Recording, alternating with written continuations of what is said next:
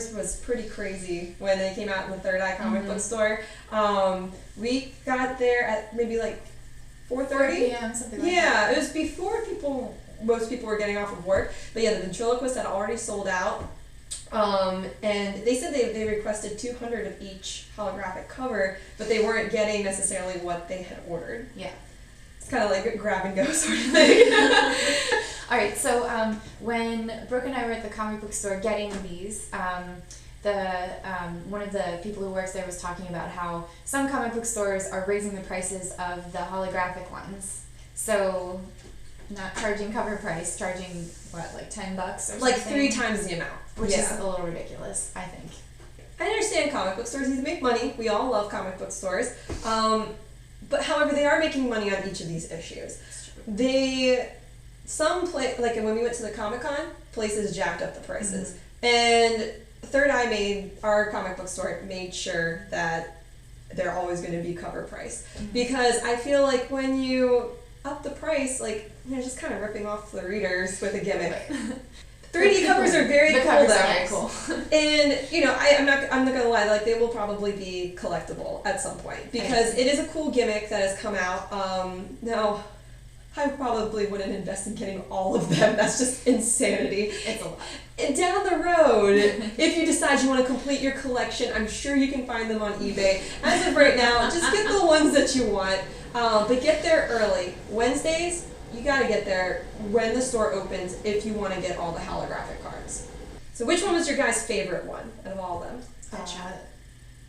I really like Deadshot. Yeah, me too. Deadshot was good. My favorite one would be, out of all of them, it'd be hard, but I'd say the Joker. Most of these issues have flashbacks, I found. They have a lot of flashbacks, a lot of background story. So I feel like for Villains Month, even though, the premise is all the heroes have died, they're taking over, it's almost like an issue number 0 that they had with the heroes. Yeah. It's the same thing for the villains. Well, what we've been finding with some of these is that some of them really do give you an insight into their motivations as for, part of their origin stories, that gives you a clue into like why they're so evil.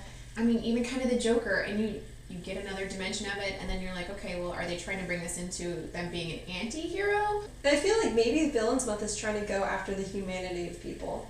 Yeah. Trying to get to the core, except for the ventriloquist, that was just a complete mess. She doesn't have any humanity. No. Even Darkseid has humanity in this series, but ventriloquist, no, not a shed of light there, just complete creepiness. So out of all these ones, what would you suggest for people to get? What are your biggest picks? What are the must-haves? Absolutely Deadshot and the Joker. Absolutely. And Two-Face as well. I think those 3 were really... were executed very well. They had good stories. They gave you a little bit more depth or, a different side to these 3 characters. I have to agree with you.